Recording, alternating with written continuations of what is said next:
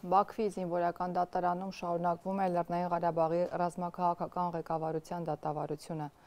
Մեղադրող կողմը Խոջալույի և Շուշիի իրադարձություններից հետո էլ հասել է 1993 թվականի դեպքերին, մասնավորաբար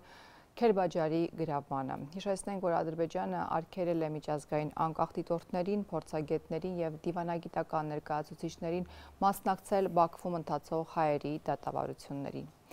Արցախի օմբուդսմեն Գեղամ Ստեփանյանը ոչ մի կասկած չունի, Բաքվի դատարանում տեղի ունեցողը իրավական գործընթացի հետ որևէ կապ չունի։ Բաքուն փորձում է իրավունքների համար պայքարը ներկայացնել որպես ահաբեկչություն։ Այդ շինծու դատավարությունները նախորդ պլանավորված, պատրաստված բեմադրություններ են, այդ թվում նաև տարբեր մարդկանց ներգրավումը, տարբեր լինեն ադրբեջանցիներ, եղել են նաև դեպքեր, որ Արցախում մնացած հայերից են բերել, որոնք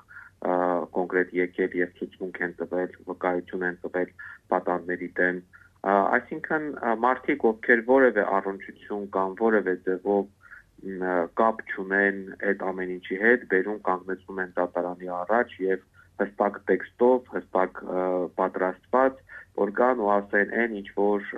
հաճելի է ադրբեջանական իշխանությունների քիմքին, այս process-ում դատավորներն են իրենց դերը խաղում եւ բերված ցուցադրվող այդ ցուցմունք տվողները, վկայություն տվողներն են իրենց դերը խաղում եւ այսպես կոչված հանրային պաշտպաններն են իրենց դերը խաղում եւ դատախազներն են իրենց դերը խաղում։ Այսինքն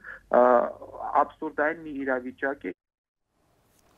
Բաքվի բանտերում այժմ 23 հայ է պահվում, նրանցից մի քանիսը արդեն իրավապաշտպանների կողմից կեղծ որակված դատավճիռներով են բանտախցերում։ 20 տարով բանտում փակված Վիգեն Էուլջեքյանը, որ գերեվարվել էր 2020 թվականի եռակոմ հայտարարությունից հետո, արդեն 15 օր է հացադուլ է անում։ Քիչ առաջ տեղեկացանք Լիբանանում ապրող նրա կնոջից։ Հայ գերու պահանջը մեկն է՝ կապ հաստատել կնոջ և երեխաների հետ։ Լինդա Էուլջեքյանի խոսքով ընդամենը 3 րոպե է կարողացել խոսել ամուսնու հետ, խնդրել դադարեցնել հացադուլը։ Ըստ կնոջ Վիգենը ասել է, որ Կարմիր խաչից իրեն չեն այցելում։ Միջազգային կազմակերպության ներկայացուցիչները վերջին անգամ բոլոր հայ գերիներին տեսակցել են մարտին։ Բաքուն ամիսներ առաջ էր հայտարարել Կարմիր խաչի գրասենյակը փակելու մտադրության մասին։